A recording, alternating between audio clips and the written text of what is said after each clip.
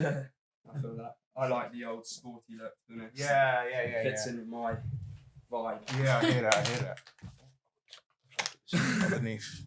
Are you okay there? Yeah. The table's quite low. No. We'll make it happen. It's all good. Thank you. Yeah, so you good? You feeling alright for this? Yeah, absolutely. I think it's one of those ones where I think talking about it is always just, it allows people to get more clarity, especially people talking about it. And I think it's always good to share perspectives and experiences and to really bond and try and find a new kind of resolve in the discussion. So honestly, I'm more than happy to do this. I'm just super sweaty. Don't blame you. It's the nerves. We get it. It's fine. The nerves, the heat. It's a combination. It's a combination of things. I've got a great shirt on, so hopefully the sweat doesn't come through. But anyway, let's get started. So sorry for being late, by the way. That's all right. Honestly, it's all right. It's fine.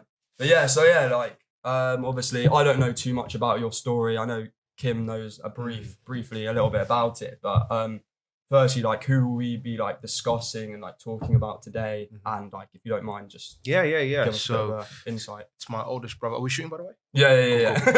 Just checking. Yeah. It's all good, mate. Yeah, that'll be on screen. No problem. So my oldest brother, Anthony, and so he passed away November the 28th, I think. 28th or the 29th. I always get the days confused. I think it was the 28th. Yeah, and so that was November 28th to 2012. And I was 15 at the time. Okay. He was 22. And what was an attempted suicide, he was put in a hospital, Barnum Hospital. Yeah. And it was a particular medication, a high blood pressure medication, which my dad uses. Yeah. And so he was in hospital for about a week. And I think, on that weekend, doctor said to me, he's going to make it. He's looking fine. Things are going up. And so that was kind of like that was faith restored. Okay, cool. Like, God is real. Like, okay, like, this is just something that we're going to work through together. There's something that's going to bring us closer. Yeah. And then I think it must have been on a Thursday. The next Thursday. Yeah. I remember sitting in an English lesson. I was 15 at the time, and I was just preparing for GCSEs. I remember sitting in an English lesson, and I just felt this grey cloud loom over my head. Yeah. Just came out of nowhere. There was like a cosmic discord. Yeah. And I couldn't shake it. And I was like, something just doesn't feel right. Yeah. And just to quickly say, don't you think that kind of cloud never goes away though?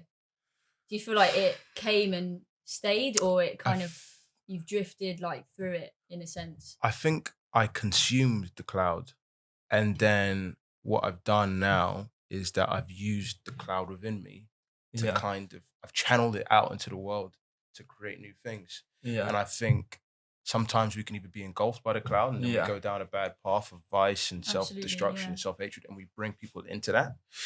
Or we try and run away from the cloud and close off and this and that, and then, you're just gone. But I think sometimes the only way to really move on and to begin moving on is when you inhale that cloud. Yeah. You sit there and you witness the world falling apart. Yeah. And then it sits within you and you begin to fall apart inside. But then you think, where do I go from here? Yeah. And and I think the past 8 years has I feel like only this year I've really begun to realize, okay, where am I going with this? Yeah. Past 7 years, I think I was trying to run away from that cloud. Yeah. I was smoking. Sorry to touch on something. Please. So when you brought up this cloud, was this something was this like a sign or like a trigger that you thought at that time meant your brother had passed? Is that what you're referring to? Yeah. It was a thing of like just something. You know what it was? It's because I remember going to the bus stop, having a chat with my friend, and just being like, something was just a bit off. And I went to the gym. Yeah. I was there for about 10 minutes. My mum and dad called, and he's like, "Come home, gotta tell you something." Yeah. And I was never a good sign. Yeah, never a good sign. And then I was thinking maybe he's gonna be staying in the ICU for another week. Maybe his condition has deteriorated a little bit. But I was it's not that I was anticipating that phone call, but the phone call didn't come as a complete surprise or as a complete shock. Yeah. And then I got to the top of got a 241, ended up at the top of the Mill Hill, the Rising Sun. Yeah. Mum and Dad were driving down the hill. They saw me walking down, picked me up, brought me to the house.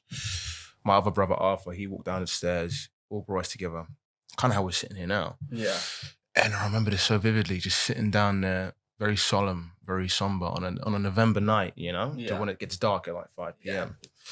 And fantasy. literally, just the whole kind of inescapable Darkness, the darkness, the demise of it all. Yeah. And I remember saying, my dad must have been sitting like there, and I was sitting Yeah. here, my brother was sitting there, mum was sitting there. And There's the whole layout. Dog was there. yeah, dog was there. Yeah, and what was it? It was a whole thing where it's just, my dad said, I don't know how to tell you guys this. Trying to find the words, trying to fight the words even. He says, we lost Tony this afternoon. And then it was just like, I was a window pane, and there was just a crack there. Yeah. Instantly within those words, upon the utterance, there was just a crack there. Yeah. And I still feel that crack. Yeah. That's what's never going to go away. Yeah. I think something, Kim and I have discussed before is it's always going to be there. The loss we've experienced is always going to be an aspect of our lives, and the way, we're never going to be able to shake that. It's something that is part of us. But obviously, something I obviously want to touch upon is, you spoke about this cloud, and I remember when Mum passed, and it was very strange because I was, I'd come back from the hospital and I was, in bed, and I went to sleep, and I woke up about 2:00, just naturally. I just somehow woke up, and I didn't know why I woke up. And one of my mates messaged me, said something like, "How are you feeling?" and all this. And I wasn't great. Mum wasn't looking good. And it turns out Mum passed at about, 2:00 in the morning, like around the time that I woke up. So like instinctively, even though I wasn't in the hospital and I wasn't there to see it, somehow like my body just knew, like it just something like it, I don't know what my beliefs are on superstition and God, but something about me, I just knew she wasn't around. And it was like the moment she passed, my body just told me, if that makes sense. Yeah, there was a similar thing when my dad was admitted to the hospital on a Monday. Yeah. This was the 11th of March. And then we said goodbye, and just for the evening. And I made him promise me. I said that you're going to be okay. And he said, yeah, I'm going to be okay. And for me, that was like, that gave me such hope. And I actually thought, you know what? Yeah, this is fine. And then my mum got a call at about 3 a.m. being like, you should come down. And the doctor took us into this room and gave us some chamomile tea. Yeah. Like as if that was gonna like help everything. Yeah. Like just have some chamomile tea, you'll get through it. Yeah. And yeah, I think when you're kind of going through it, I think we did speak about this, but you're almost like numb.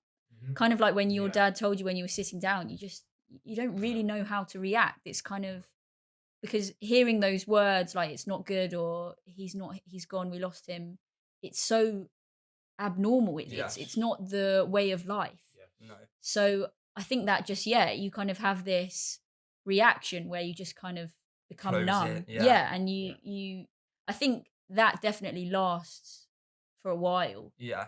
I don't feel like I'm still numb, but I feel like certain topics surrounding my dad, maybe I am still kind of numb too. I don't know if you feel the same. No, it's very interesting, that numbness, because you could argue that even being numb is a feeling. Yeah. Yeah. And it's the feeling of not feeling anything. Yeah. Yeah. And what's strange is that my relationship with my oldest brother, it wasn't love-hate, but it was very kind of, it had a very strange dynamic in the sense that, and this is something I've only been able to untangle and decipher in therapy this year. Yeah. Oh, you were very young. You said you were 15 when he passed. And he was a lot older. So 7 years older, big age gap. Yeah. Very, for two brothers, it's sizable. Yeah. And I think the pattern I've distinguished is that my oldest brother always kind of sought I don't know, I suppose that paternal validation from my father. And my father was someone who's very academically driven, and my brother wasn't so much. And so he found it hard to gain that sense of pride from him. And so that kind of made him kind of resent himself inward, because he was never able to kind of, that validation was never there. And that resentment would then channel onto me. And then I looked up to him. And then because I always looked up to him as some kind of role model, it was one of those things where it was like, I wanted validation from him, but there was just this whole kind of thing where there's kind of this lineage of, I suppose, existential insecurity in the family, especially stemming from an African background where it's, survival is the academic route. There's no time to be an actor in Ghana. You know what I mean? There's food to be eaten. And and so then when he passed, it was almost this whole sense of thing where it was just, there was the numbness, and there was the kind of, what it was that I was plagued with a sense of worthlessness from that point on, because one, I was never able to reconcile my relationship with my brother. All we had was like a slight conversation, because there was a lot of different things going on before that. But there was a slight conversation we had about, how we see each other, how he sees me. That was the closest we had to reconciliation. But it wasn't the full picture. And the second thing was that because this occurred, he took these pills in the living room, and I was upstairs at the time. It was that whole thing of like, there was this sense of involuntary complicity. And it's like, if I can let this happen, why do I deserve to be happy? Why on earth do I deserve to be happy and smiling if I could have saved him?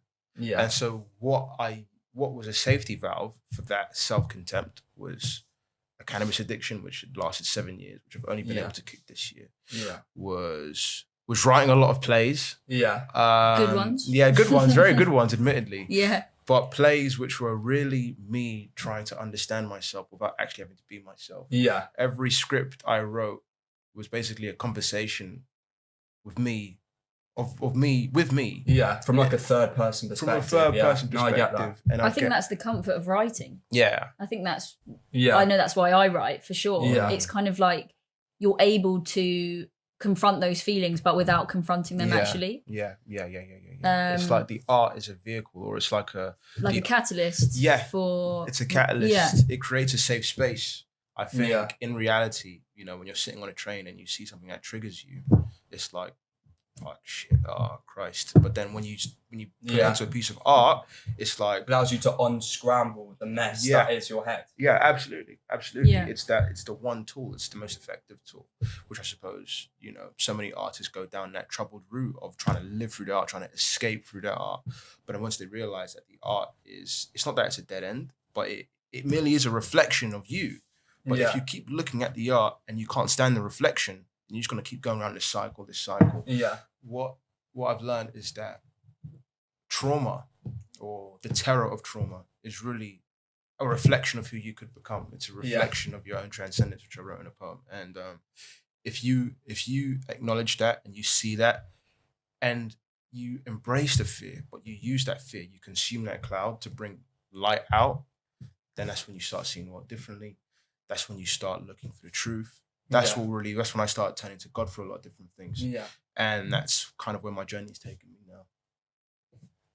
I think that's, one thing, you touched upon definitely in terms of the way you look at life. And I think after Mum passed, it definitely changes your perspective of, so she had cancer, and she had cancer when I was 8 years old, and she had like a 10-year spell, and then this November October even, she succumbed. I should know that, but and what it does, it kind of shows you how fragile, and life isn't just, it's there to be lived, and each day you should grasp with both hands and take life for what it is, because you may not be as fortunate, and things may happen to you, and you don't know what's around the corner. And this passing, I don't want to say the thing I have taken from it is life is extremely short, and the fact that, you know, I'm here and I'm living, that's like almost an obligation. I have the right to go out and grasp life with both hands, sort of thing. And, you know, the opportunity that she now doesn't have. And it's definitely altered my mindset in terms of what I want to achieve and the kind of routes I want to go down within life, sort of thing. Yeah. I mean, I do agree with what you're saying, but I feel like kind of what Patrick was saying with trauma, Yeah. it is quite hard to stay positive all the time. Yeah, of course. So what I kind of want to say to Patrick is like, how did finding God kind of give you that kind of route to stay positive? Because I know from experience from myself, obviously I have moments when I'm like, yeah, my dad didn't get to live. I have to carry on for him. That's my motivation. But obviously there's times when I don't feel like that. I feel like, what's the point? So I kind of want to see, you know, from your perspective, what kind of motivates you. Right. Yeah. I'd say that there's something I thought of, and I told it to a few friends of my church. I told it to my girlfriend recently, and there's this thing about, you know, I was always raised Catholic, you know, and I kind of I believed in God as a concept, you know. I was like, I pray, I do this, I do that, I go church, you know. And classic Sunday. Yeah, classic Sunday. I go church, I kneel, I stand up. And but then for the past 7 years, you know. Yeah, don't worry. And I kind of this year, you know, I always thought that this year I realized we're either doing two things in this life. And I've said this all year. We're either running away from God or we're looking for God. And that might sound very scathing or perhaps condescending to some. But ultimately, and there's the whole conversation we can have about religion as an institution and all this and all that. That's a completely entire different conversation. Yeah. What I do know... For next week's podcast. For next week's, yeah. But what I do know is that the moment that I turned to God, the past 7 years, every person's life is a poem. There's always poetry. But when we don't have that beacon of unconditional love from a higher source, the poetry doesn't rhyme. The verses are irregular. The stanzas are broken. The punctuation's everywhere. It's bad literature.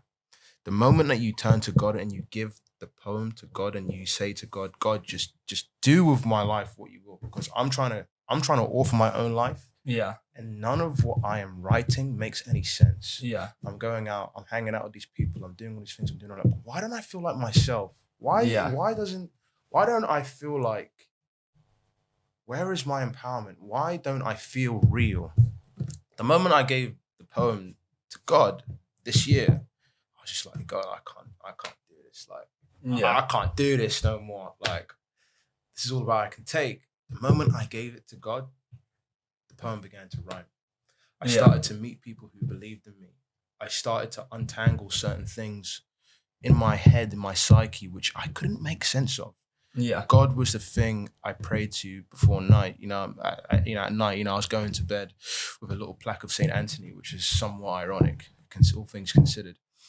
And I was praying every morning, and I was going to church, and I was getting stuck in the Bible. And again, what the religion is as an institution and as a kind of set of rules is a completely different conversation. But into the essence, into the spirit of it all.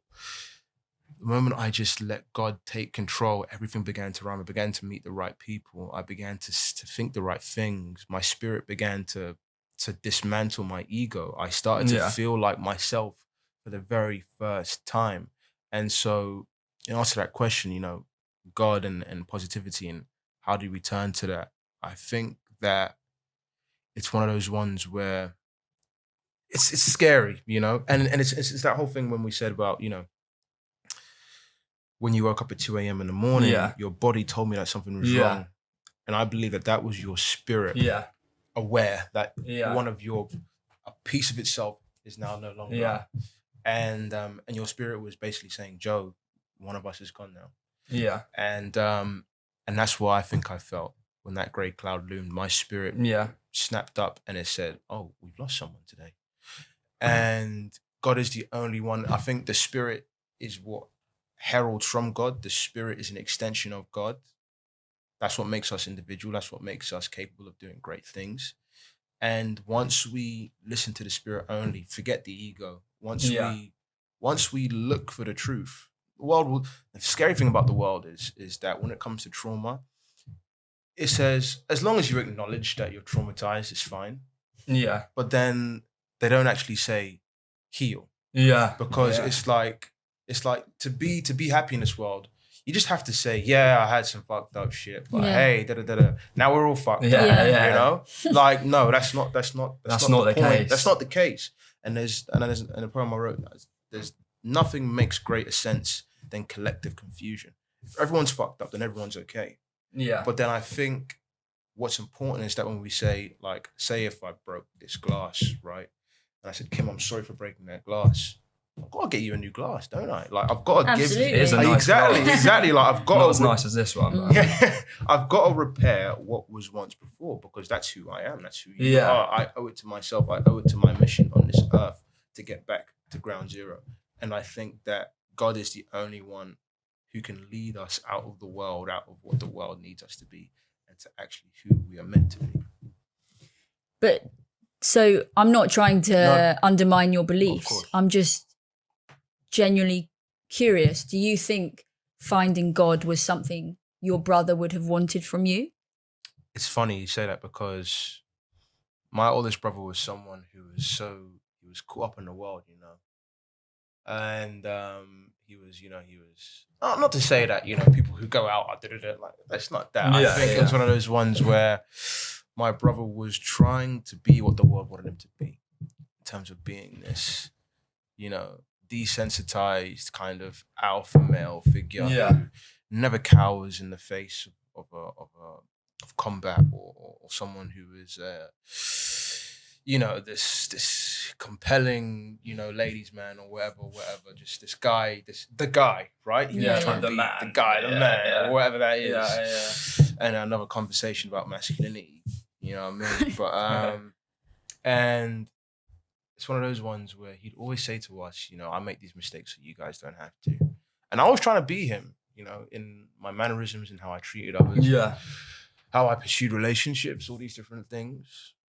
And in another sense, me doing all that was really me trying to compensate for the validation I didn't even get from him. So I was trying to be him and not be myself simultaneously. So it's like, who am I? You know what I mean?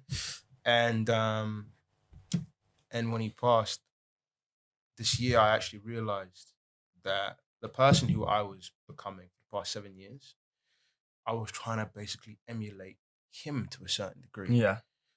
Or rather try and find that part of him in within me. You. Yeah. But then I realized that me doing that, because he himself didn't know what made him him.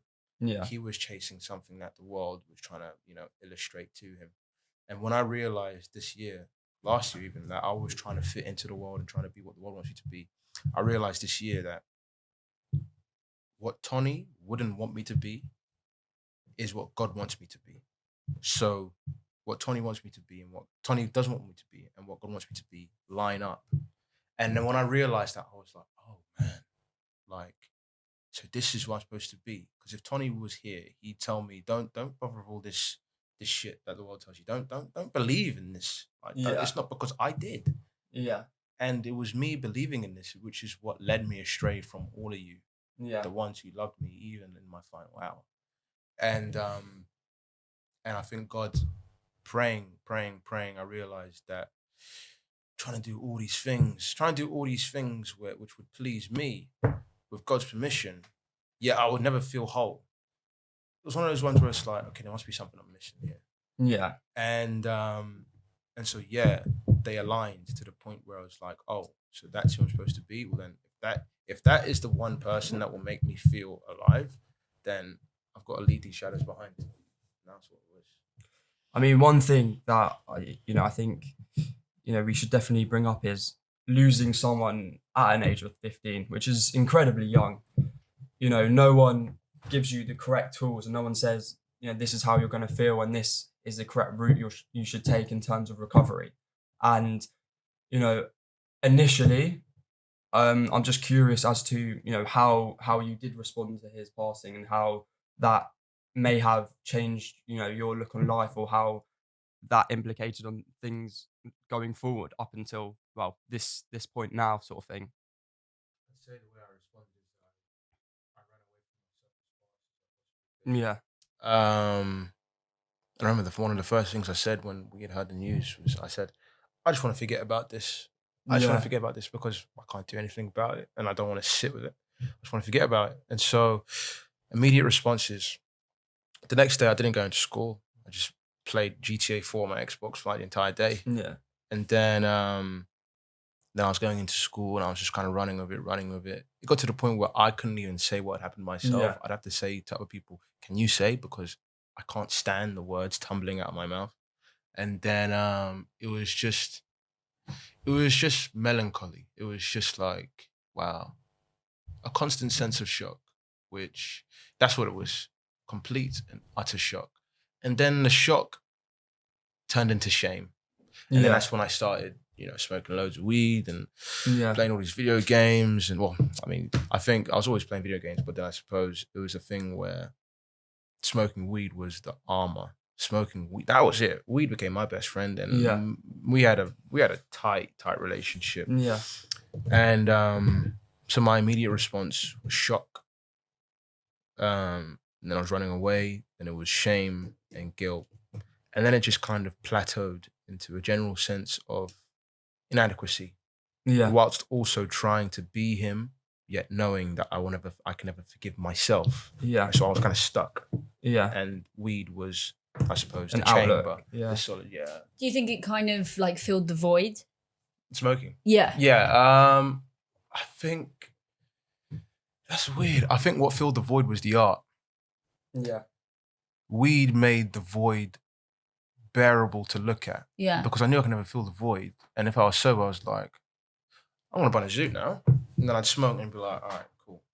And then I'd write a script whilst I'm high. Yeah. And then I was just like, that's who I became. I became that kind of lone stoner who just kind of does his own thing. Yeah, like, nothing wrong with that. Yeah. Like, I'm a playwright, I'm an actor. Yeah. Absolute catch. If yeah. Oh, no, but that's the thing. No, That's the thing. Like, and that's the thing. Like, I began to sink into that persona with such pride and such confidence. I was like, yeah, man. But inside, my inner child was just standing there, and there was blood all over the floor, and he was like, Patrick, I need you. And I was like, but then it was only this year where I was like, okay, fuck the zoo. And then, because I'm working in theatre a lot and all this and all that, Corona's locked up the theatre scene. And I'm like, even with auditions, TV screen. So it was like, right, like, I've just got to go return to the inner child now. Yeah. I go back to the inner child through therapy, through prayer, all this, all that. I'm having a conversation with him. I'm healing him. I'm resting with him. And then when I really began, and this is the first time I began to believe in myself this year, it was in June. Yeah. And this was revolving around the Black Lives Matter protests. And it was in Trafalgar Square. And it was me and a few friends from Queen Mary University, with loads of other people as well. We were in Trafalgar Square and we knelt, and there was press everywhere. Yeah. CNN, Sky News, a lot, right? And we were kneeling. And I was praying a lot. And Esther, my girlfriend, was there as well. And we kind of started going out the following weekend. And I'm kneeling there. And that whole thing about the spirit, that kind of illogical thing which compels you to do, I suppose, what feels true. Yeah. Or that thing which resonates with you, even in the most obscure of times. There was a moment when I just felt the need to raise my hand in the air and just keep it there. And I thought, well, I don't want to ruin the symmetry of this image. We're not supposed to raise our hand. I don't want to. And it was just like that. Just raise it. Yeah. And I felt my spirit, and I felt the legacy, and I felt my oldest brother in that moment. Yeah. And then it happened. And I raised it, and I stayed there. And then the press were just swarming, taking all these pictures. Next thing you know, I'm on all these websites, I'm on these YouTube videos, I'm on CNN, I'm on this, I'm on that. Yeah. People following me from Australia to New York saying, we saw you. Yeah. And I was like, there was a man from my dad's village in Ghana who saw me on the news. Yeah. And said, I believe in you, basically. That's incredible. And I was like, hang on. So the first time the only time I gave my fate to God in the name of my brother is the first time I actually came close to changing the world. And for the past 7 years, I've been walking around thinking I'm this kind of heroic artist, yet all I've done is just numb myself. The first time I actually began to feel is the first time I actually healed someone other than myself. Yeah. At that point, it was a point of no return. And it was like, right, God must be real, because the fact that I have performed a simple gesture in the name of my brother, and that gesture has resonated through time and space to the soil which my dad was raised on. Yeah. It was like, it was just like, you know, a moment of like realization almost. A moment of transcendence. And hope, I guess. And hope. An unwavering hope, which drives me to this day. And it's been the greatest form of empowerment is when you let go for all need of control. If you can sit like in a completely still space and you don't need anything, and you can just say, I'm content with nothing at all, that is the ultimate control. But if you run around saying, I need this to feel happy, I need that to feel happy, I won't feel this if I don't have that, how is that control? You are literally encaging yourself. And I don't even know what the original. No, just keep going, mate. But it's. I think one thing you did mention, obviously, about your younger self, and you need to be kinder to your younger self. And I think for a long time, because there have been points in my life where I've suffered from anxiety and mental health, and a lot of that before my mum passed, and I was questioning what's going on, but a lot of that is from my childhood and me not being kind to my younger self, and not letting my younger the 8-year-old kid who found out his mother was diagnosed with cancer, it's like almost sitting down and have a conversation with that kid and tell him it's going to be okay, and we are going to get through this, and life it's not going to be easy, but it's allowing that kid to not grow up and go down a bad path, or not just be okay with the way things are, and allowing myself to visualize this kid and have conversations with this kid being my 8-year-old version of myself has really opened up my eyes to healing in a sense, and recovery almost. I think it's interesting for me to hear you guys kind of talk about looking at your younger self, because And what year was this? 2013. Okay. So your brother died in the November. So it was the March 2013. Right. And something that I struggle with is that being 23 now, and my dad passed when I was 16. It's not how time works. Not quite sure what happened there. I always think, I wonder what he'd think of me now, because he doesn't really know who I am now, because who I was at 16 is not who I am now. Yeah. And that's something that really does kind of plague me, thinking, I wonder if he'd be proud of me, and if he'd see where I've come, how far I've come, and think, wow, she's done well. So I don't know, looking at my younger self, I sometimes find it difficult, because it's like, who I was then isn't who I was now. So would my dad even recognize me? Yeah. I don't know if maybe you feel the same, or have kind of an opposing view. Well, I suppose the question is, who were you back then?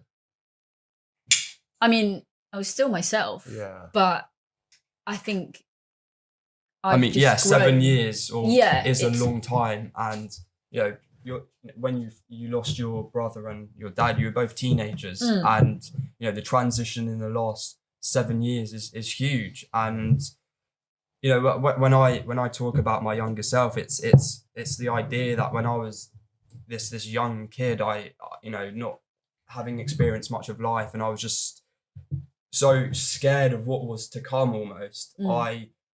Because I was so young, that I had no idea, I hadn't experienced life, and I think it's just the naivety of being young and not knowing what kind of the world encompasses and what kind of happens. Because at the end of the day, it's very hard for a teenager or a young adult to to experience trauma, and it's not the norm in society. So when you are dealt this huge blow, it can send you down a path where, you know, you don't want to go down. I mean, thankfully for myself, I was a little older than you two. I was, you know, I'm 19 and now I'm 20, but so I knew how things could turn.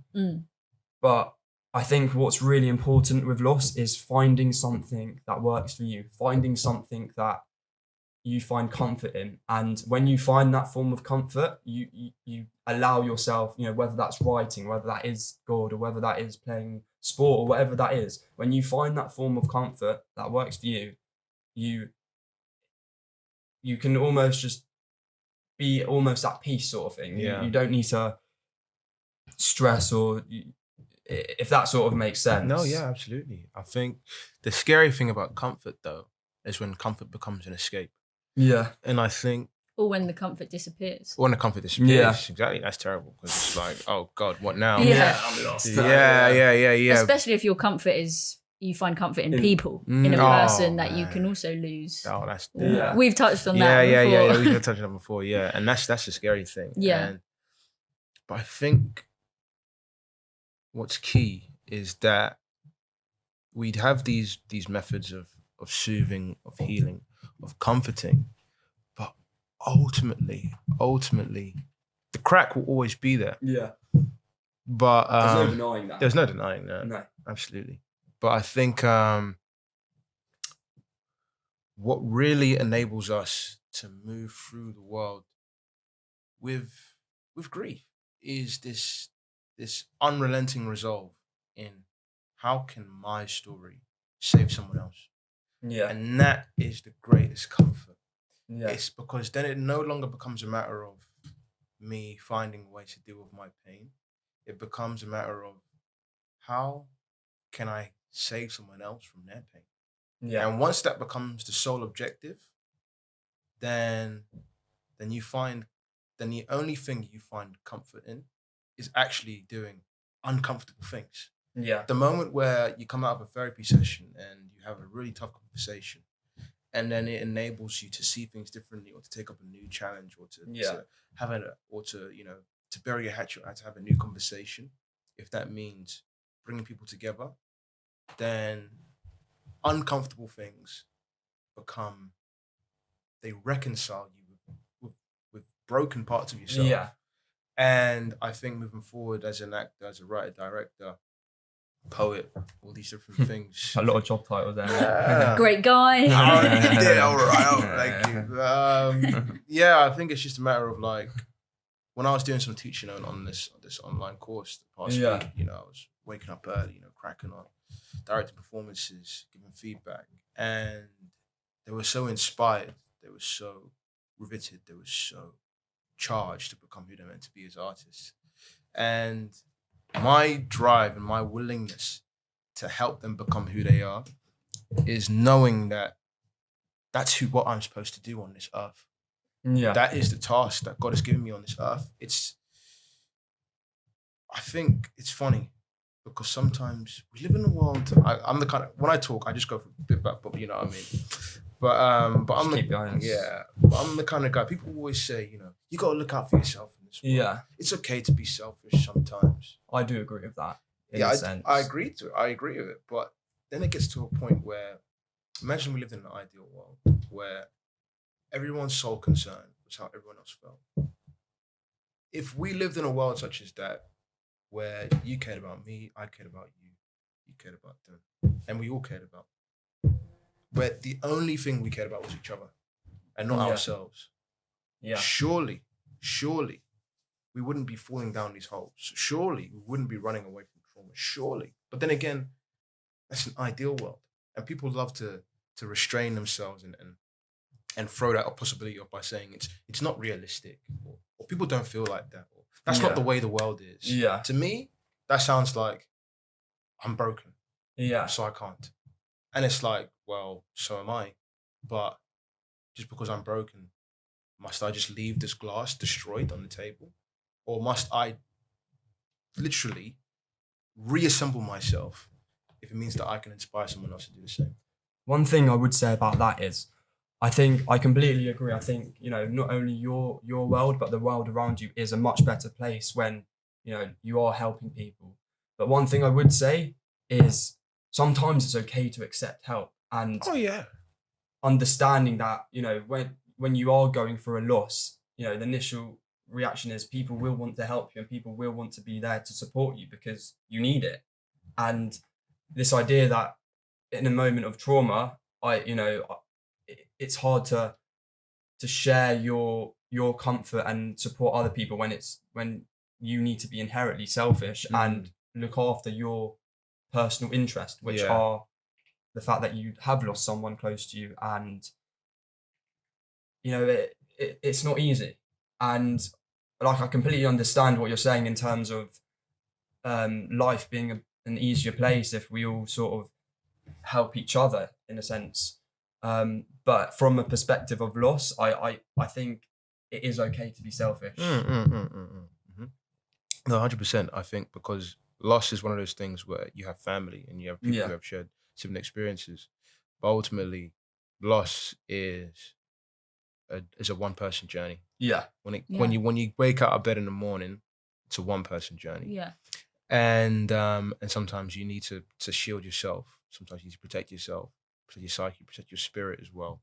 I think protecting. I think the reason that we are plagued with mental health issues as a generation is because we don't know how to take care of our spirits.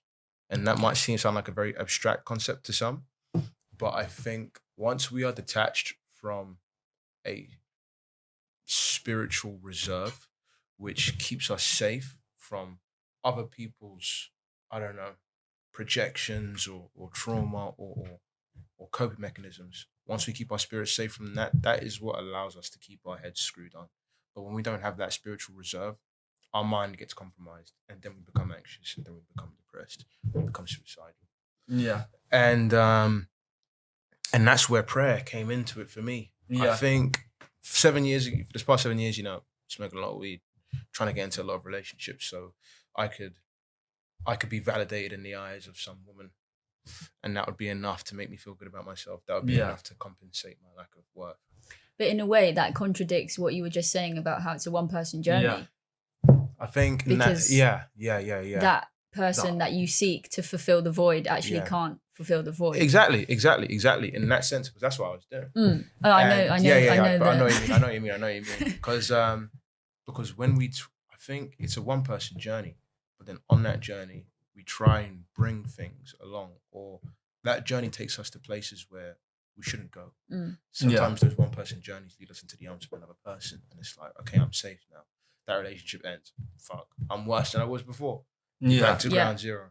And what I found is that I always say, past 7 years, I was journeying into scripts and plays, and I come back out and I'm like, I'm still the same. Relationships, I'm still the same. Drugs, I'm still the same. And then I thought, where's God? Where's this God thing people keep talking about? Yeah. And I'm like, oh, I'm not the same. Yeah. And then it was like that one person journey, that spiritual journey into the self. The world will happily tell you that God doesn't exist. Yeah. The world will happily make fun of you for believing in anything that's greater than yourself. But the moment that you say, well, I've been listening to the world for the past 7 years and I feel progressively shitter.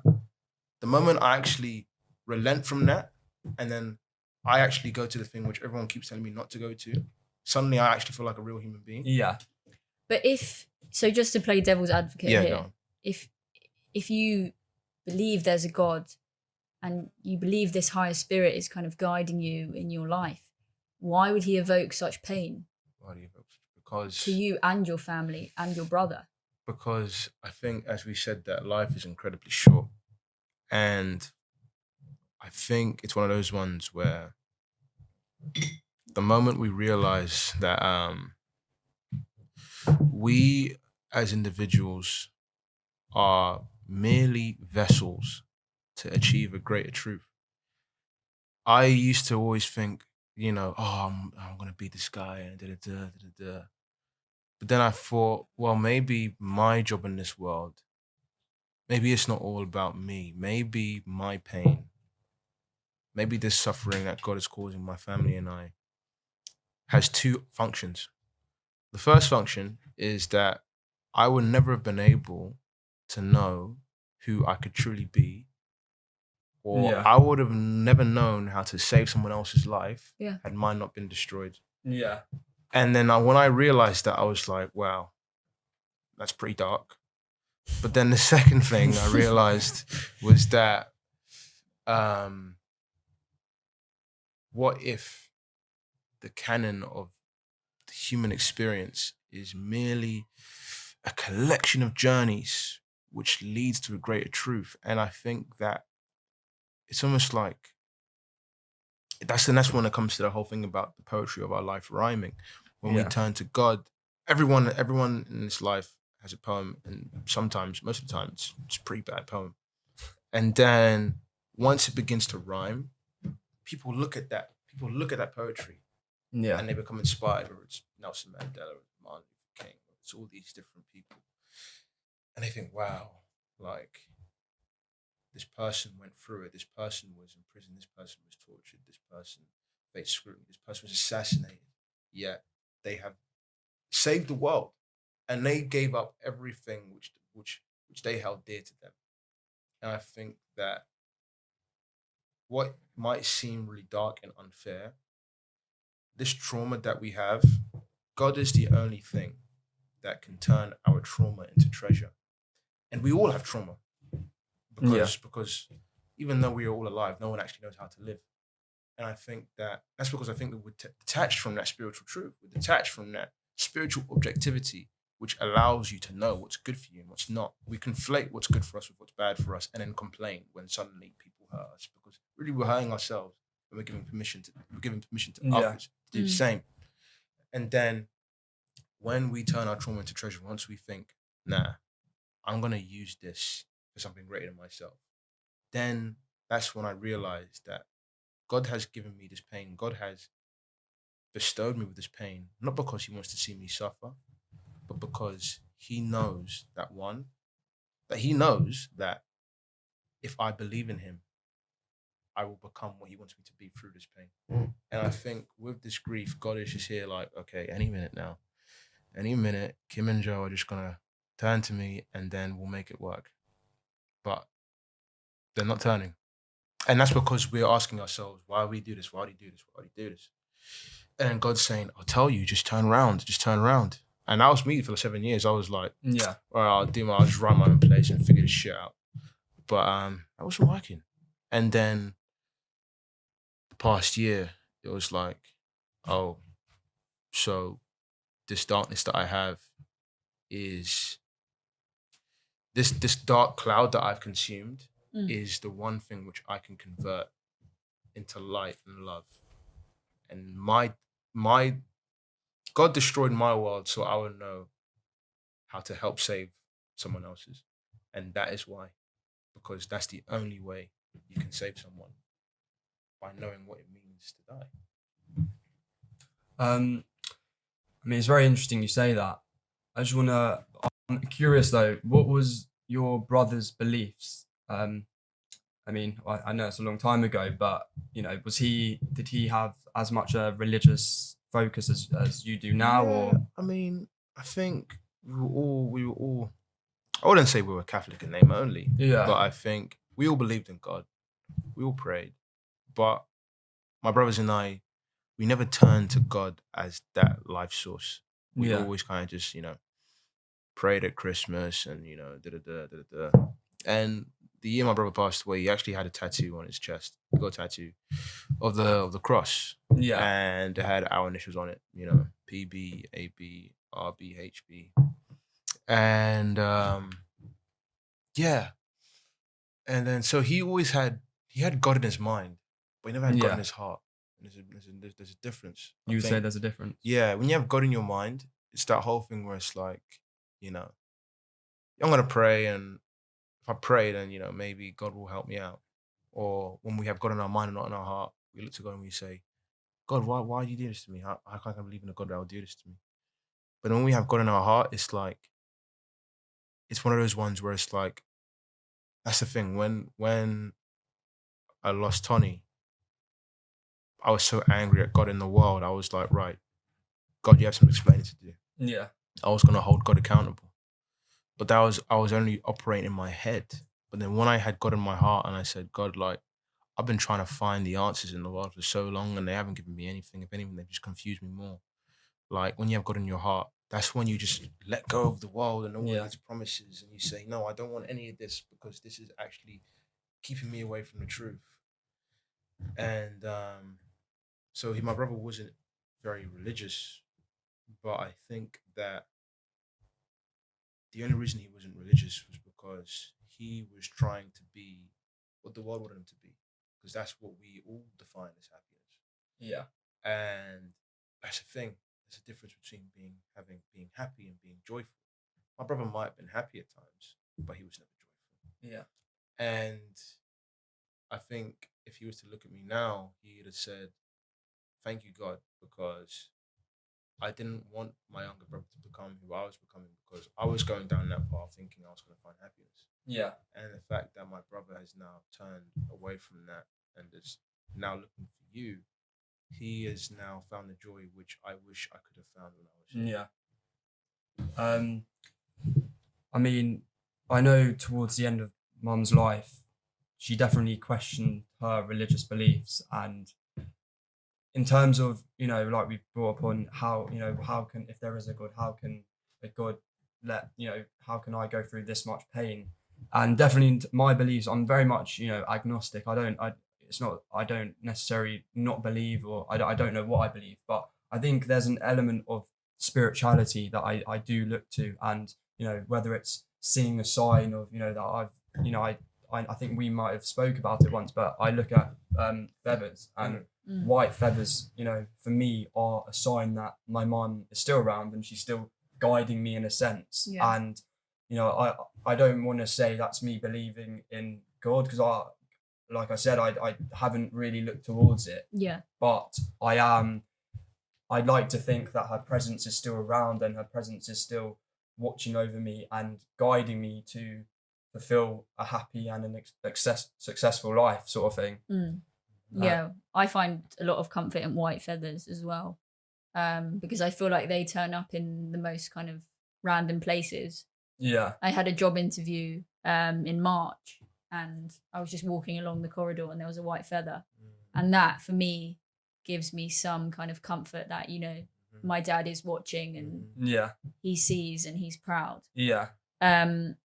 But something I'd like to ask you is, would you say that kind of looking to God is your only coping mechanism for losing your brother, or do you have kind of other ways in which you channel the grief? I mean, I know you write and everything, but is there anything else that you do that you find comfort in?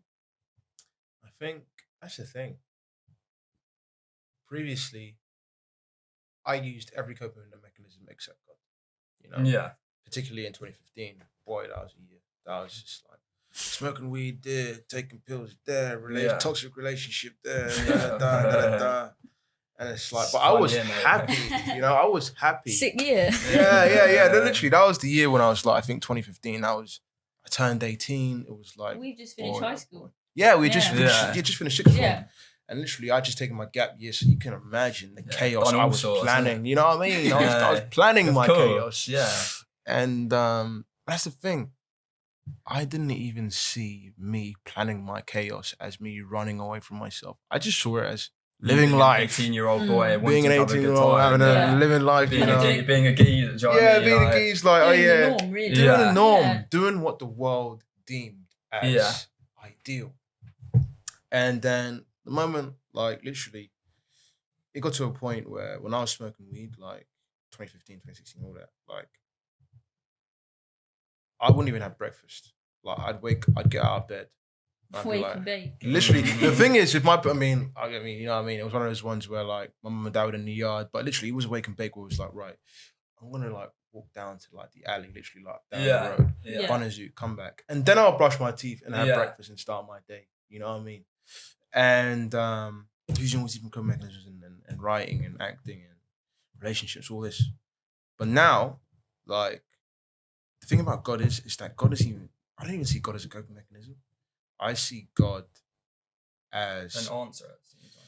an answer and an entire new mode of being. I think a coping mechanism is, as it says, like a cope. It's like, I can't cope, therefore I must do this in order to tolerate this. With God, it's not that I tolerate it, it's I now channel it into something greater. It's gone from a coping mechanism into a way of seeing, feeling, thinking, which enables me to never need to run anymore. Yeah. To the point that I no longer need to cope. Yeah. I can just be here. Yeah. And everything else was like, I don't want to be here. I'll smoke weed to be here. I'll get into a relationship to be here. I'll go fabric and fucking take ecstasy to be here. Not a great club, by the way. Yeah, but... I mean, it's pretty good. Yeah. But, I mean, I don't know. Debate. Yeah. No sponsorships. But ecstasy aside. We haven't, you know what I mean? But that was what I deemed happiness. And but when it came to God, it was like, here I am. Yeah. I'm not running anywhere. Here I am. I am here. And so God is, it's, you know what I mean? I never used to be that guy who would say grace before dinner. Like, I feel bad when I don't say grace before dinner. I mean, sometimes it makes the food taste nicer. But I say grace before Probably dinner. not my cooking, but yeah. I say grace before dinner. I pray before I go to sleep. Yeah. I pray before I pray in the morning. I pray. And I suppose potentially from an atheistic view, you could say, oh, your prayers aren't being heard. This is just that. This is just a coping mechanism which you genuinely believe it could be like some whole kind of placebo where it's like, well, no, because what I have encountered and the empowerment and the actual shifts I've seen in the world, the moment I turned to God, which I never saw when I didn't have God in my life, the moment I turned to God and I actually I saw something cosmic beyond my own imagination, is the moment where I saw God, life became cosmic, and I never turned around. So if someone says to me, oh, you realize that you're just, speaking to yourself, I'm like, no, you're speaking to yourself. I'm having a conversation with my spirit right now because I know it's come from something other than myself. Yeah. Do you think that losing your brother was the catalyst to finding God, or you always would have found God? Yeah, Tony was the catalyst. His passing was the catalyst. Because, put it this way, if my brother had come back into our lives, I would have prayed, I would have given thanks, I'd have been super grateful. But then I wouldn't have learned anything. I would have learned things, but I wouldn't have valued them. Yeah. I would have been like, I don't know. That's the thing. I really can't. Obviously, it's a hindsight. Yeah, it's a hindsight. Yeah. But what I do know is that losing my brother forced me to confront God. But then again, because we were raised with God in the household, my dad would always, it's funny, I used to dread my dad waking us up to church. Yeah. And then over the past few years, I just started going to church for myself because it's like, grief is a one person journey. And so I was like, I'm just going to go to the 6 p.m. service. I'm going to figure this stuff out. I'm going to pray. Yeah. And then there was things when sometimes I'd be doing like a theater show in the summer and like I'd have a line or like my character would read a line from the Bible. And then like I would hear that same verse in the service the next summer. And I was like, whoa, like there's a cosmic alignment going on here.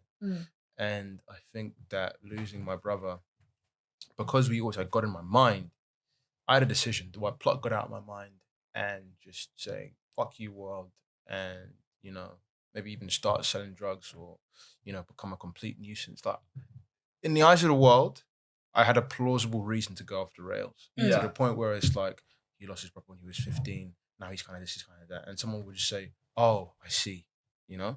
It's justifiable. It's justifiable. Not plausible, but justifiable. Yeah. Not plausible. You can't condone it. Yes, but because you are so young, it also almost gives you like, it gives you like a little slap on the back. Like it's not like too severe because you're at an age where you're not mentally developed. Exactly, sort of thing. exactly. So it's like, oh well, of course, it makes sense. I hope he finds help someday. Yeah. That he was 15. I get it, right? Yeah. And then it was one of those ones where it's like, I'm the kind of guy. I've always been the kind of guy where it's like, people always say, Pat, you always see the good in everything. You always see the good in everyone. Yeah. You're going to get yourself hurt, blah, blah, blah, blah, blah. Where it's like, well, there's always something to be good found in anything. It's just that, I don't know, we just don't look for it. We just don't look for it.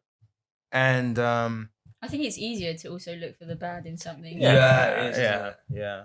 I think it's such a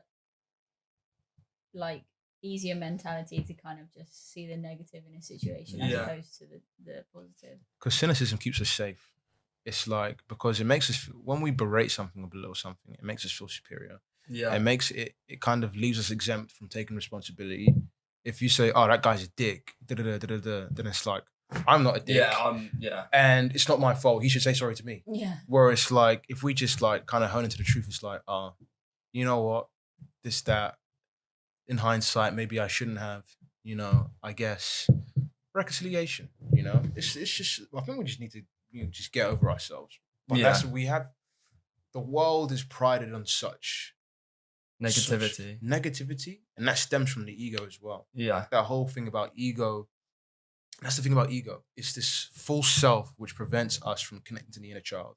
The ego is that thing which says, oh, I shouldn't have to say sorry to him. You should say sorry to me. And then two people who were once best friends never speak again. You know?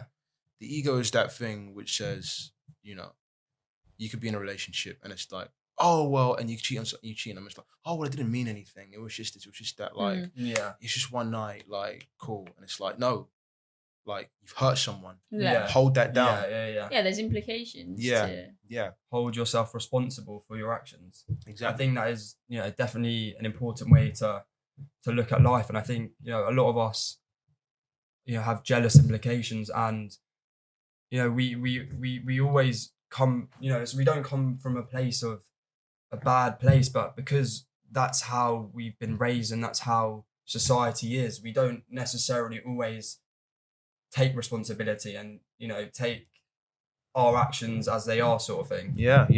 We don't, because to take our actions for what they are, to be sort of admitting what we've done is wrong.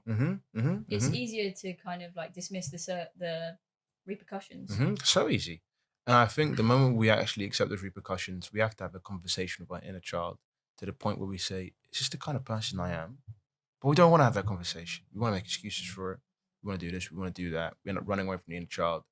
And instead of healing ourselves, instead of healing ourselves to prevent the repetition of these vices and these kind of dispassionate, selfish behaviors, we just indulge in it. And everyone indulges in it, which is why we all feel safe. And now we've created this chamber where, it's okay to be selfish, or this whole thing about, even when it comes to this whole cancel culture or, burn your bridges, it's like, from.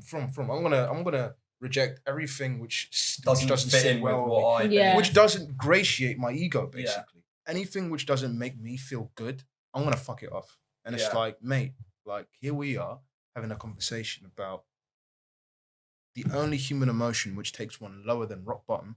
Yeah. And we are having a conversation because we don't want to feel like this. No. We don't want this crack to be here. No. But what we can do is that we can use this crack to see through the world and actually find the truth within it. See through the ego. Find the spirit within. And that's another thing where,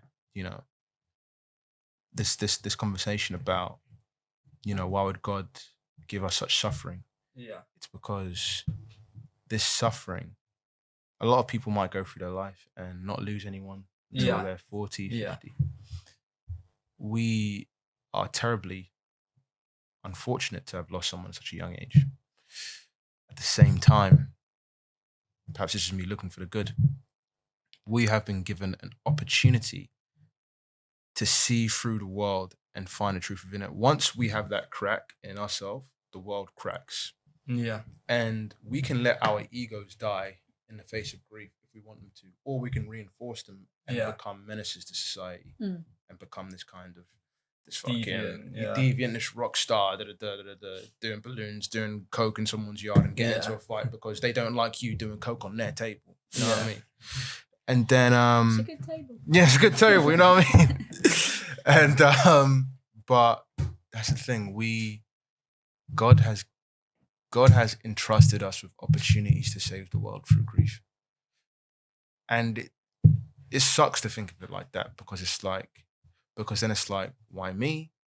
Surely you could have done this another way. Yeah. But then again, like, I'm not even going to say it's a matter of tough love because doesn't even come close to what I'm trying to describe. No. What I will say is that it is a matter of, I think, and this is probably the word I'm still trying to figure out to this day, like, what is the term for when something bad happens, which gives you the ability to do something good? Yeah. Silver lining. Silver linings. Silver linings is a great starting point. And where do you take silver linings into that spiritual realm where it's like a silver lining becomes a cloud in itself? That's what that is. That's what grief is. Grief is that gray cloud. The truth is the silver lining. And when you latch onto that silver lining and you bring it to the world and you extend it into the world, that cloud becomes so bright. In fact, that cloud disappears to the fact that you are able to let sun beam through. Yeah. And then you can save other people and you can bring people together because you are able to reassemble your world after having it fractured. And so grief is, sometimes we consider grief as a punishment for maybe this and that. Yeah. Maybe we see grief as God saying, I don't really like you anyway. But I think grief is God saying, I need you to do this for me. But the only way you can do this is if I take this away. Do you trust me? And the moment I said to God, okay, let's do it your way then, I actually thought, oh, then I actually began to feel like a real person, you know? And that's all I've got going for me at the moment. But do you still have moments where you kind of just feel shit and miss your brother? Yeah. Well, I think that is completely normal. You know, even if you find what works for you in your coping mechanisms, or you know, God is the answer, there are still always going to be points within your life where there will be something that reminds you of the person who you can no longer talk to, who you can no longer, you know, touch, hold, and you know, the inevitability that you will never see this person again always, you know, lingers on my mind. You know, it's not something that goes away with time. No. You know, I like your perspective though, in terms of, I think what, you know, when you experience something so traumatic early on in your life, you understand life isn't all, you know, sunshines and rainbows. Life isn't, you know, what? It's not. I mean, if it was, we wouldn't be. But I think it does give you. Actually scared me. What's going on outside? But Sorry. It's like it gives you an opportunity to have a look in the mirror and say, who is it I want to be? Who do I want to become? And not just for yourself, but you know, who is the person that my mum would be proud that is her son, and proud that, you know, I'm not using her death as an excuse to, you know, like you said, smoke, do whatever you want. You know, I'm not a big smoker anyway, but like if I were, or I don't know, just be reckless. And I like to think I have lose faith. Sorry? To lose faith. Yeah. And I like to think I have used her death as a real like it's well, of course it's a turning point in anyone's life. But in terms of the way I see life and the way I see myself, it's definitely changed that perspective almost, sort of thing. Yeah, absolutely. Because that's the thing, that's the human's journey, man. I think the human's journey is that I think the way we've made the world doesn't cater for any kind of spiritual safety. And I think sometimes it's interesting. I can't even use the word death. I can't use my brother's name and the word death in the same sentence. I haven't gotten to that point. Yeah. I always say he passed away. I can't say died. I can't say it. Yeah. And I think that these opportunities to pivot our perspective happen several times in a lifetime. Sometimes when these moments happen, we take a left, and then we become these. We stop becoming, actually. We begin to die in the form of these vices and this and that. But when we pivot our perspective into something greater, into something, becoming what your mum would want you to be, Yeah. or your dad would want me to be, what my brother would want me to be. It's one of those ones. And Kim, what did your dad pass away from? Myeloma. It's bone marrow cancer. And Relating on that one. Don't know why I spun it. I'm gonna take that one away. Such celebration. Yeah. Well, I mean, it's one of those things. But... there's always a laugh to be had somewhere. Yeah, absolutely. Yeah, and but that's the thing. It's my only solution to any of this has been thinking, what would my brother want me to be? And then there was a lot of me thinking my brother would want me to be a kind of a version of him, but then I wanted to be a version of him. Yeah. And Tony was trying to be a version of something that even he didn't understand, because to be him wasn't entirely valuable in the eyes of my father. My father wanted him to be, and that's not to say that my father's a bad person, but my father was someone who himself suffers from an existential insecurity, having been born and raised in a village in Ghana in which, life and death was literally the difference between you, I suppose, succeeding in an exam, right? And if you don't have that foundation, that stronghold, that certainty in your life, which an academic route can assure you, you're dying and you're putting your family in jeopardy. So work. And so then I realized that Tony would want me to be who I am. And then I thought, who am I though? Am I this guy who just smokes weed all the time and does his relationships and writes loads of plays about me, but then I give him a new, different set of names and settings, so then people just think it's about them. Yeah. But then when I said, I'm gonna let God decide who I become. Yeah. The moment I just said, I'm just gonna let God decide because I'm not doing a good job so far. The poetry began to rhyme, the trauma turned into treasure, and it's offering these things to people, to this conversation, to people I meet on whether it's a workshop, a night out, in an intimate conversation. When you offer these things, you are offering you're offering someone a chance to save themselves before their world is destroyed. You're giving someone armor, the potential to become there and then before they have no choice. And we owe it to ourselves. I mean, I suppose and debt are really, really weird words to use in this circumstance. But what I do know is that it is our journey as humans, as spirits who linger and dwell within these bodies, to shed love and light through our journey, through our revelations, through our relationship with something greater, in order to bring us closer to that greatness, in order to do things beyond our own imagination. And I think, as you guys are talking about spirituality and religion, I think religion is spirituality, but with an instruction manual. Yeah. This is how to do spirituality the Catholic way. This is how to do spirituality the Islamic way, right?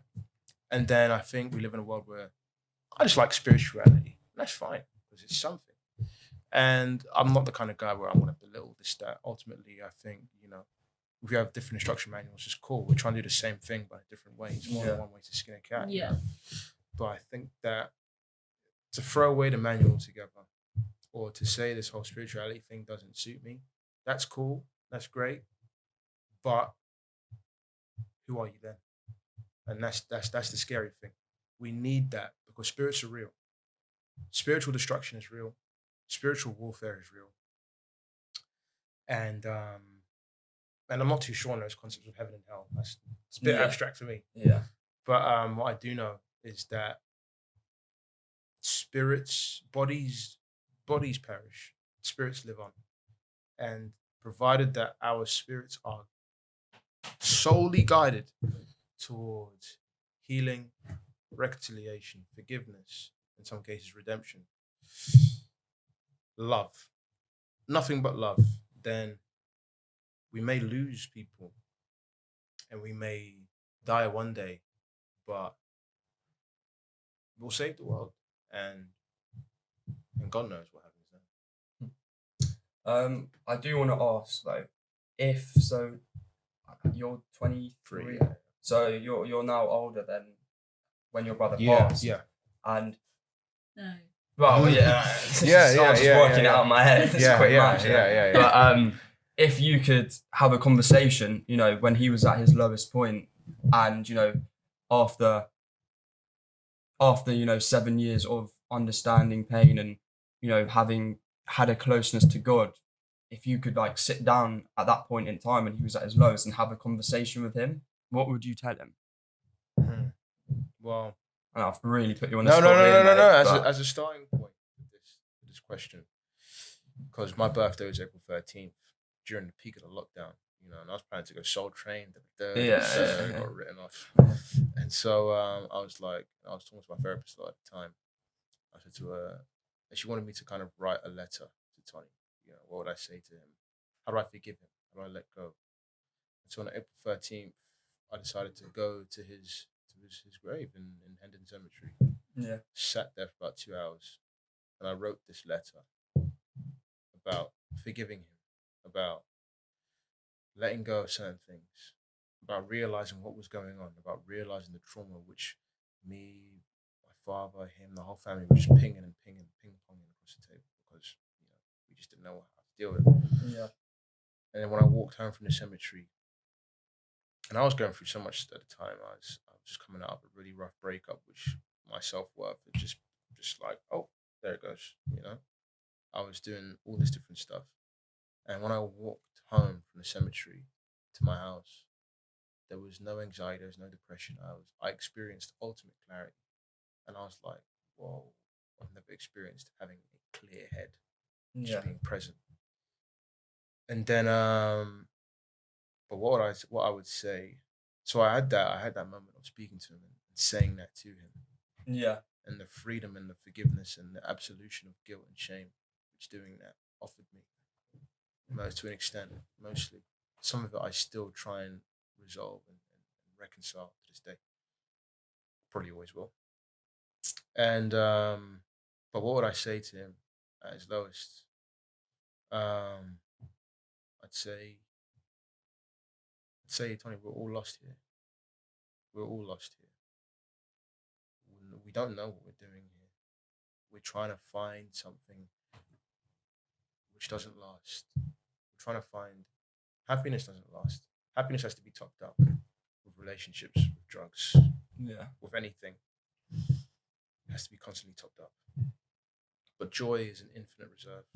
I'd say to him, Tony, I know you're not happy, but there's something more for us both. But we need to let go and find something true. And that's love. And that's self-love. That's love towards people who have hurt you. That's love towards people who don't understand you. Because people who don't understand you, they don't understand themselves and they reject you because of it. And because then it's a threat to their ego, you know. It's like, oh, this person does this and does that. That makes me feel weird. Oh, I don't like that person. Yeah. Where it's like, if you actually just took the time to sit down, experience their walk. There might be some similarities. Similarities and some kind of recognition of truth. And then you become friends, and then next thing you know, they're your best friend, you know? Yeah. That's how I met her. Yeah. But I think I'd say to Tony, you know, I know you're not happy, but love is the key. And in order to find that, we need to leave the world. We need to forget what the world is offering us and find something which doesn't die. Yeah. And that's God. And that's, I don't even know what that is. Yeah. Doesn't need to be an answer. Doesn't need to be an answer. I don't think you'll ever know. I don't think you'll ever know. But I think the best thing we can do is constantly search it, and offer people what we find on the way. Because if we don't find it, then maybe in 100 years' time, I don't know if we'll ever see the face of God, right? But it's one of those ones where if we as a race can expand and can grow and proliferate and can not conquer time and space, but really yield it and use it to really maximize its potential as a form of healing, of transcendence, then you can end up making heaven on earth. You know, maybe we might materialize God's plan. And what is God's plan? I don't know, but I won't find out if I don't try and figure it. I won't find out what God has in plan for me. I keep running away from Him. And the moment I start looking for God, you know, that's when it all became. That's when it worked. I think God doesn't have a plan. Yeah. God has a dream for us, an idea, and He's watching us every single time through the white feathers. I had a similar thing. I saw like an insignia. I just finished a short film about a man who had taken their own life, and the producer said to me, you know, this project meant a lot of things for a lot of people, and I was like, wow, I just helped these people grieve. Yeah. I walked home, and my friend was giving me a lift to the train station. I see this insignia, which was worn at my brother's at his first birthday after the passing. We held like a tournament at Power League, and they were selling shirts with this insignia on it. And then I see that insignia on the wall, and there was like the subject matter and the themes had all aligned, and it was like, wow, you know. Yeah. And I think that provided that we are embarking on God's dream for us, unrelentingly, unwavering, and driven to find nothing but the truth, then you know that's all we have. I think one thing you mentioned before was love is key, and I am a big believer in love, and you know, the togetherness and the ability to understand what goes on in other people's minds. And you know, initially when mum passed, I definitely pushed my family away. I couldn't accept their love. I felt, you know, it was, as much as I wanted to look out for my younger siblings, it was hard for me to accept their love. But you know, as you know, time has passed, and as you know, I'm understanding my journey a bit more, it becomes more apparent to me that accepting people's love and accepting, you know, love is really important. And to acknowledge, you know, it's just really powerful to know that there are people who do love you and who do care for you and are looking out for your well-being. And that is something, this loss has definitely stuck. That's something that has stuck with me, sort of thing. But yeah, I think you just learn not to take things for granted so much. Yeah. And yeah, I think love is one of those things that you kind of relish and really want to kind of hold on to, because you see how kind of instantly it can go away. I think grief teaches you how to love. Yeah. Because I think before grief, because I suppose grief is basically having something which you love unconditionally taken away from you forever. And it's like, and it's the inability to comprehend that, which is what plagues us for the rest of our life. Yeah. And I think that but that inability to comprehend the loss also helps us to cultivate a real sense of what it means to love properly. Yeah. Not to love something when it's there and then forget about it when it's not. As in, like, to love something even when it's gone. And then we start bringing that into the real world. It's like, I lost my brother, I lost my mom, I lost my dad. Yeah. And I'll never be able to say I love you again to that person. But here you are. And I'm going to give you the love you deserve, because I could lose you too. I don't want that to happen. You could lose me. Yeah. And whilst we're here, I don't want to rob myself to love someone how they deserve to be loved. I want to give them that person what they deserve whilst we're still here, because life is short. Yeah, it's just knowing like the value of love and how it can so quickly be taken away from you, like you said. Yeah, it's definitely knowing the value of what you have when you have it and when you don't have it. Yeah, absolutely. Yeah. Absolutely. Yeah. I think I don't know what it is about the world which leads us to value things which are of no value. I think what we value things which keep us safe and keep us comfortable. Yeah. But when it comes to things which make us feel uncomfortable, anxious, this, that, we're like, we condemn it, you know, and we're like, we ridicule it. We give ourselves excuses to not partake. Yeah. But it's those things. It's literally those things only which actually instruct you how to become, because the world doesn't want to be a real person. Because to be a real person, if the world was to actually become real, the world would have to evolve, would have to change. The world doesn't want to do that. It doesn't want to do that. It doesn't want to give up control. It doesn't want to surrender. Because who wants to feel weakness? Who wants to feel vulnerable? Yeah. Who wants to be seen crying? Yeah. Know? Or who wants to even tackle a topic which brings them on the verge of tears? Yeah.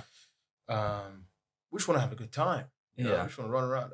Yeah. So I think something, we've realised and is life, it isn't a good time. And I think you said something which has now just gone out of my head, which is quite annoying, but it's the understanding that our life is our life to live, and our life is whatever we want it to be, and we have the choice, and we have to live it in a certain way. And I look towards well, I write, I don't write plays, but I do poetry, and this is definitely something I have found real solace in, and something I can just it gives myself the sense of like I can just de-scramble what goes on in my head. And I know I touched upon that before, but I think the most important thing with grief is just understand the direction, and understand how you want to live your life. And once you are okay with how things are and okay with how you're feeling, you can move forward and progress. Before we do wrap this up, because I'm slightly wary about the cameras, I'm just looking at it doing all sorts over there. But that one's still going. Is it? Okay. Yeah, well, I just think it's been a really amazing chat, and definitely completely different perspective to lost, something that is very, well, I wouldn't say it's rare, but from my experience having conversations, it has been definitely, religion hasn't been a subject touched upon. Yeah. So I think that's in itself is really amazing. But yeah, I just think it's been a really good chat, and thank you again for doing thank that. you.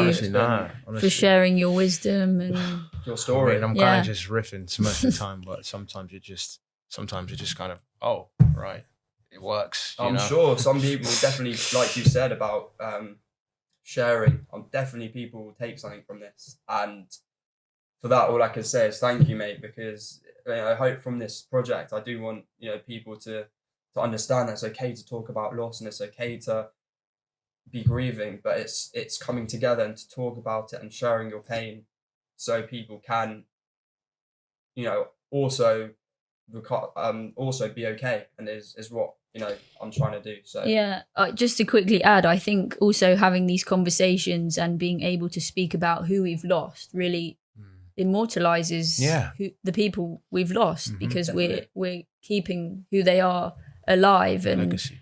The legacy. And I think that is definitely something that's comforting for me.